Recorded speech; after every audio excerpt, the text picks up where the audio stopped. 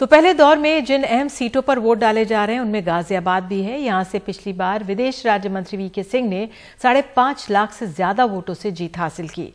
सपा, बसपा, कांग्रेस तीनों के वोट मिलाकर भी उनके वोटों के आगे कम पड़ गए। इस बार हालांकि सपा बसपा एक साथ चुनाव लड़ रहे हैं और हवा भी कुछ बदली है, फिर भी ये सीट बताती है कि गठबंधन के आगे चुनौतियां काफी बड़ी हैं।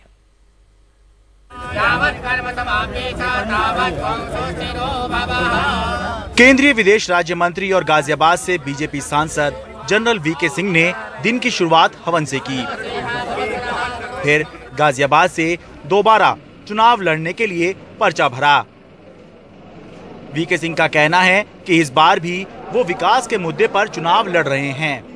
पिछली बार भी मैंने विकास के नाम पर वोट मांगे थे, अब भी मैं विकास के नाम पर वोट मांगा। 1991 से 2014 तक 7 लोकसभा चुनावों में 6 बार बीजेपी जीती है, लेकिन इस बार वीके सिंह के सामने महागठबंधन के साझा उम्मीदवार की चुनौती है। वैश्य समाज में अच्छी पैठ रखने वाले सपा के सुरेश बंसल यहां से महागठबंधन के उम्मीदवार हैं। वो 2012 में यहां से विधानसभा चुनाव जीत चुके हैं। पहले सब पार्टियां अलग अलग लड़ती थी, अब इस बार 3 पार्टियां एक साथ है, हम सब मिलकर इसको हरा देंगे। कांग्रेस ने यहां से डॉली शर्मा को उम्मीदवार बनाया है। युवा चेहरा हैं और गाजियाबाद कांग्रेस अध्यक्ष की बेटी हैं। 2017 में गाजियाबाद नगर निगम में मेयर का चुनाव लड़ी थी, लेकिन बीजेपी उम्मीदवार से हार गई थी। पहले तो मैं गाजियाबाद की बेटी हूँ, यही पली हूँ, यही बड़ी हुई हूँ और यही रही हूँ, तो मुझे गाजियाबाद के लोगों का दिल मन सब पता है। ऐसा नहीं है मैं बाहर से आई हूँ और लोग मर रहे हैं और मुझे कोई फर्क नहीं पड़ता। मैं बेटी हूँ, मुझे बहुत फर्क पड़ता है इस बात से कि मेरे गाजियाबाद के लोग सुखी हैं या दुखी हैं। आंकड़े बताते हैं कि वीके सिंह की चुनौती फिर भी दमदार है। वीके सिंह ने पिछला चुनाव 5,67,260 वोटों से जीता था। उन्हें कुल 7,58,482 वोट मिले थे।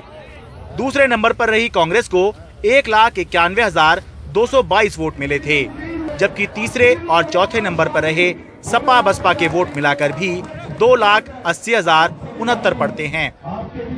यानी सपा बसपा को 4,78,000 से ज्यादा वोटों का अंतर पाटना है। जानकारों के मुताबिक ये फिर भी संभव हो सकता है, क्योंकि पहले वाली हवा नहीं बची है। जानकार यहाँ के जातिगत समीकरण को भी अहम मान रहे हैं।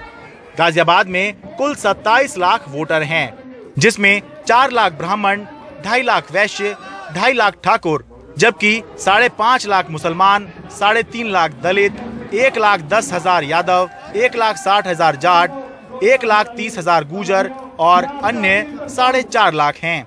जो एक केंद्र सरकार का मंत्री होने का लाभ और उत्तर प्रदेश में भाजपा सरकार होने का लाभ जो यहाँ के मतदाताओं को मिलता या यहाँ के क्षेत्रवासियों को मिलता, ऐसा बहुत नहीं दिखा है। इसलिए ऐसा आप अभी से ये नहीं कह सकते कि एकदम स्वीप है, पिछली बार की तरह मार्जिन लेके जनरल वीके सिंह जीत जाएंगे। लेकिन मुकाबला तो उन्हीं से है ही। तो मुझे नहीं लग रहा है कि कांग्रेस का उस तरह से माहौल यहाँ बना पाएंगे। इसलिए चुनाव तो होगा भाजपा और सपा बसपा बनाम।